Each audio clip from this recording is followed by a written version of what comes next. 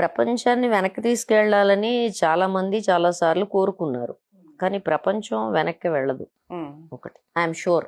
So సనాతన ధర్మం అంటే ఏంటి అనే ఒక ప్రశ్న వస్తుంది. మనం ఆకులు కట్టుకోవడం సనాతనమా, లేకపోతే అంతకు ముందు సనాతనమా?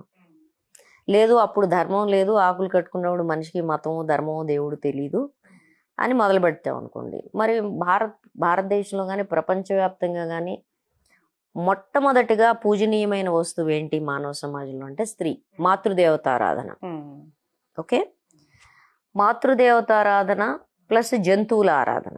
ఒక పాము, ఒక కోతి, లేకపోతే ఏ ప్రాంతంలో దేని నుంచి మనిషి భయపడితే దాన్ని ఆరాధించారు. సో సనాతనం అంటే ఇదే రెండో ప్రశ్న. మరి సనాతనం అంటే మాతృదేవతారాధన, మగదేవుళ్ళు గుళ్ళన్నీ పడగొట్టిచ్చేస్తారా ఇప్పుడు? అక్కడ సనాతనం అంటున్నారు. ఒకప్పుడు గ్రామ దేవతలు ఉండేవాళ్ళు, ఒకప్పుడే ఇప్పుడు కూడా ఉన్నారు. అంటే ఒకప్పుడు అవే మెయిన్ గా గ్రామ దేవతలనే ఎక్కువగా పూజించేవాళ్ళు. తర్వాత ఈ గుళ్ళు వచ్చినా ఇవాళ కూడా గ్రామ దేవతలు, మొన్న కోవిడ్ అప్పుడు కూడా నైవేద్యాలు గ్రామ దేవతలకే పెట్టుకున్నారు. ఎందుకు పెట్టుకున్నారు తెలుసా? వాళ్ళ అమ్మ దేవతలు. రోగాల నుంచి, రొప్పుల నుంచి, ఆపదల నుంచి పిల్లల్ని కాపాడేది వాళ్ళు. మగదేవతలు కాదనే విషయం ఊళ్ళో జనాలందరికీ తెలుసు. పంటలు పండించేది వాళ్ళని తెలుసు, వాళ్ళకే బోనం పెడతారు. అవును, బోనాల పండుగే ప్రత్యేకంగా చేసేదే. అంచేత ఈ మగదేవుళ్ళు అప్పుడప్పుడు ఆయుధాలు పట్టుకుని యుద్ధాలు చేయడానికి పనికొస్తారు తప్ప మరి దేనికి కాదనే విషయం జనాలందరికీ తెలుసు, ముఖ్యంగా తెలంగాణలో. అందుకని లెట్ us కమ్ బ్యాక్. ఈ అమ్మదేవతలకు సంబంధించిన ఆరాధనని మళ్ళీ పునఃస్థాపించడం సనాతన ధర్మమా అంటే? మీరు సనాతన ధర్మానికి కట్ ఆఫ్ డేట్ ఎక్కడ ఇచ్చారు? పోనీ వేదకాలపు సనాతన ధర్మమా? ఇప్పుడు వేదాల్లో ఉపనిషత్తుల్లో నువ్వు ఆవు మాంసం తినమని ఉంది, మరి ఇప్పుడు మొదలు పెడతారా తింటాం? యజ్ఞయాగాదుల్లో ఆవుల్ని బలివ్వడం ఉంది, బలివ్వడం మొదలు పెడతారా? యజ్ఞయాగాదుల్లో మనుషుల్ని బలివ్వడం ఉంది, బలిస్తారా?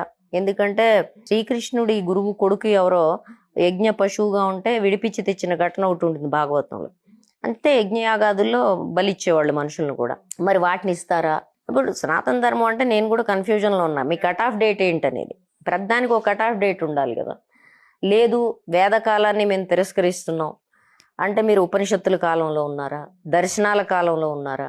మరి దర్శనాల కాలంలో ఉంటే నీకు 6 దర్శనాలు ఆస్తిక దర్శనాలు ఉంటే 6 దర్శనాలు నాస్తిక దర్శనాలు ఉన్నాయి భారతీయ తాత్విక స్రవంతిలో.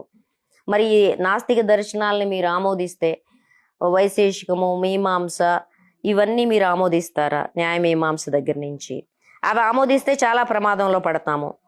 తర్వాత మరి మీ కట్ ఆఫ్ డేటు ఇప్పుడు వస్తున్న ప్రాపగాండాలో ఈ కట్ ఆఫ్ డేటు కేవలం వేదకాలానికి కూడా పురాణ కాలానికి కూడా వీళ్ళ కట్ ఆఫ్ డేటు మనుస్మృతి దగ్గర ఆగి ఉంది. ఇలా చెప్పు.